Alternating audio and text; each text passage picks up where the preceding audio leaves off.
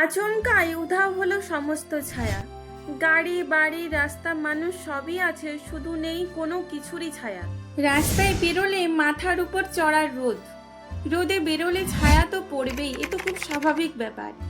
তবে খুব তাড়াতাড়ি এমন একদিন আসতে চলেছে যখন রোদে বেরোলেও আপনার কোনো ছায়াই পড়বে না।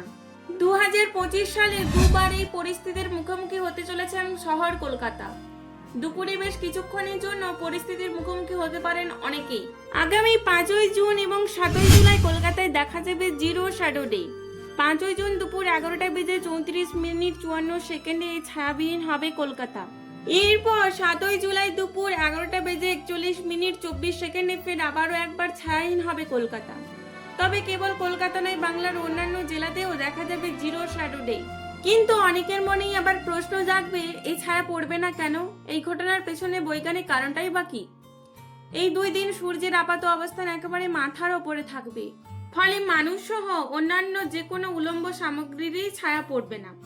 রোদে বেরোলেও রোদের ছায়া দেখতে পাবে না অনেকেই, কিন্তু বেশিক্ষণ নয়, মাত্র কিছুক্ষণের জন্য বজায় থাকবে এই অবস্থা। জানা গিয়েছে মাত্র 1 থেকে 1.5 মিনিটের জন্য বজায় থাকবে এই অবস্থা। এই ছায়াহীন দিনের জন্য প্রতীক্ষায় থাকেন অনেকেই। মূলত সৌরজগতের একটা অন্যতম ঘটনা হলো এই ছায়াহীন দিন।